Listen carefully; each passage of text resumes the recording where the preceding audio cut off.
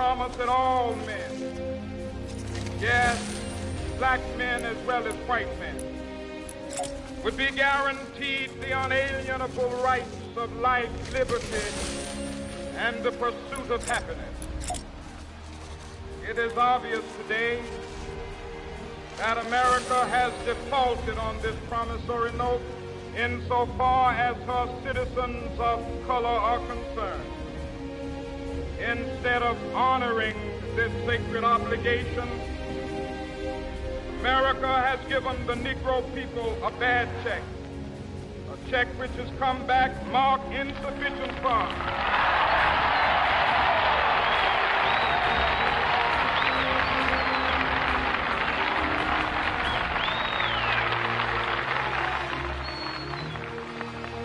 But we refuse to believe that the Bank of Justice is bankrupt.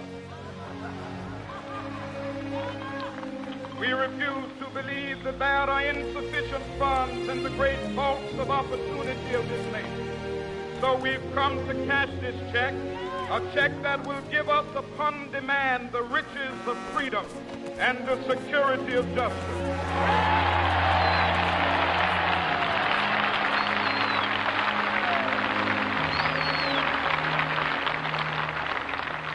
We have also come to this hallowed spot to remind America of the fierce urgency of now. This is no time to engage in the luxury of cooling off or to take the tranquilizing drug of gradualism.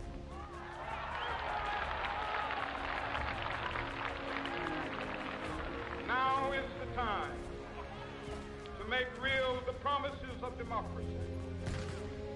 Now is the time to rise from the dark and desolate valley of segregation to the sunlit path of racial justice. Now is the time to lift our nation from the quicksands of racial injustice to the solid rock of brotherhood. Now is the time make justice a reality for all of God's children.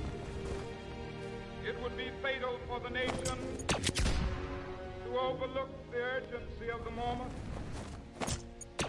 This sweltering summit of the Negro's legitimate discontent will not pass until there is an invigorating autumn of freedom and equality. 1963 is not an end, but a beginning. Those who hope that the Negro needed to blow off steam and will now be content will have a rude awakening if the nation returns to business as usual.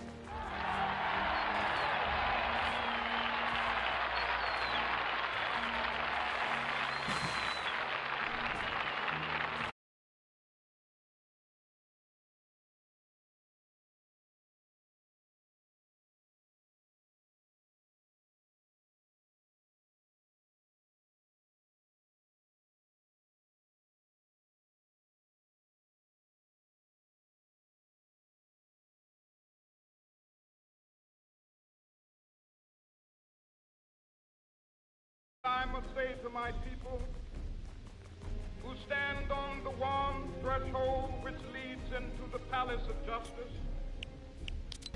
in the process of gaining our rightful place, we must not be guilty of wrongful deeds. Let us not seek to satisfy our thirst for freedom by drinking from the cup of bitterness and hatred.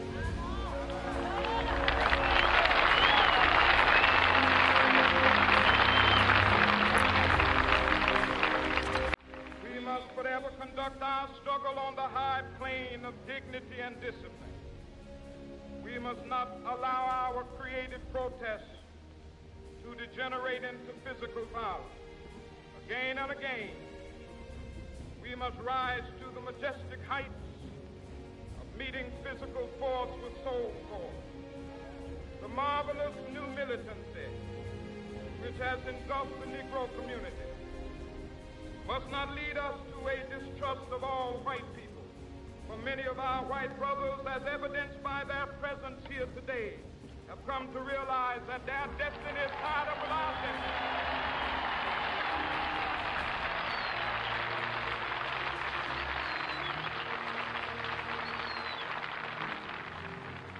They have come to realize that their freedom is inextricably bound to our freedom. We cannot walk alone. As we walk, we must make the pledge that we shall always march ahead. We cannot turn back. There are rights. When will you be satisfied? We can never be satisfied as long as the Negro is the victim of the unspeakable horrors of police brutality. We can never be satisfied. As long as our body is heavy with the fatigue of travel, cannot gain lodging in the motels of the highways and the hotels of the city.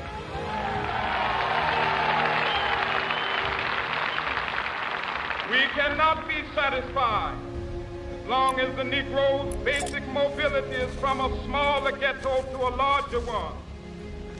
We can never be satisfied as long as our children are stripped of their selfhood and robbed of their dignity by signs stating for whites only.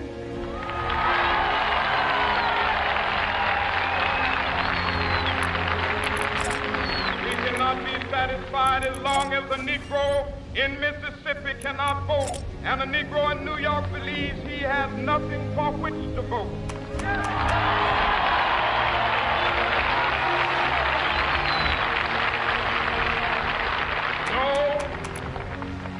No, we are not satisfied, and we will not be satisfied until justice rolls down like waters and righteousness like a mighty stream.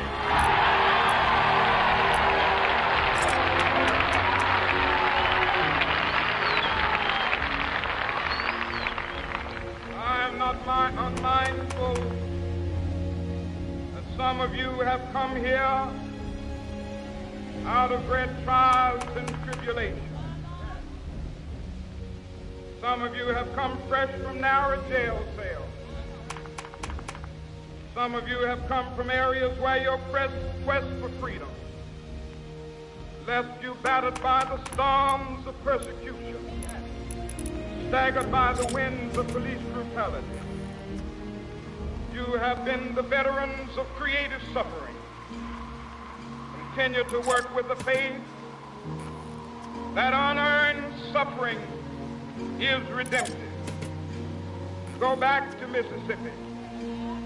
Go back to Alabama. Go back to South Carolina. Go back to Georgia. Go back to Louisiana. Go back to the slums and ghettos of our northern cities, knowing that somehow this situation can and will be changed. Let us not wallow in the valley of despair. I say to you today, my friend,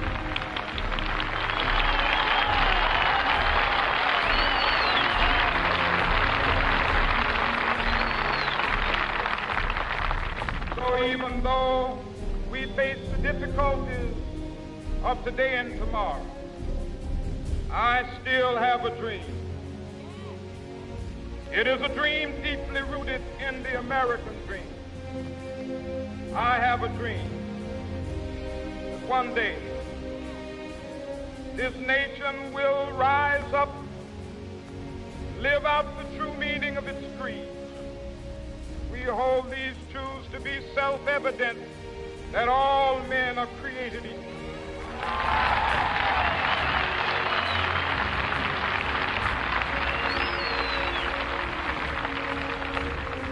I have a dream that one day on the red hills of Georgia,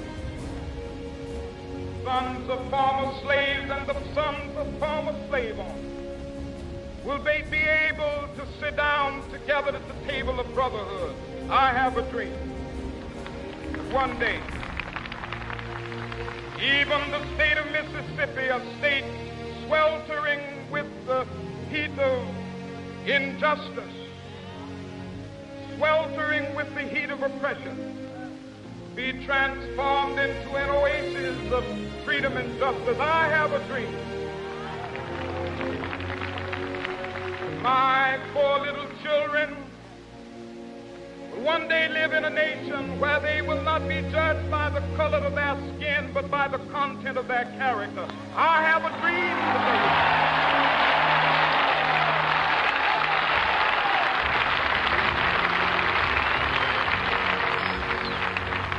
I have a dream that one day down in Alabama, with its vicious racists, with its governor having his lips dripping with the words of interposition and nullification, one day right there in Alabama, little black boys and black girls will be able to join hands with little white boys and white girls as sisters and brothers. I have a dream today.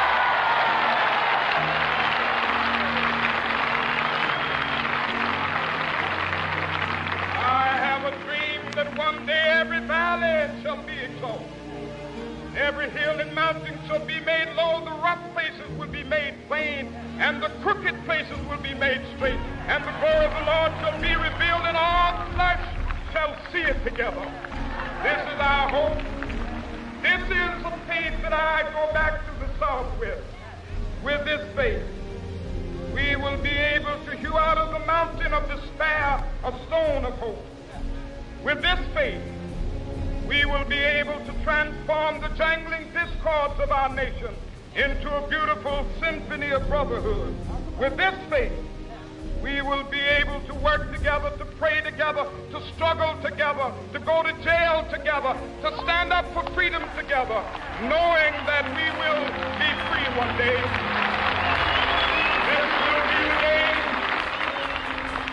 This will be the day when all of God's children be able to sing with new meaning, my country, tears of thee. Sweet land of liberty, of thee I sing. Land where my fathers died, land of the pilgrim's pride.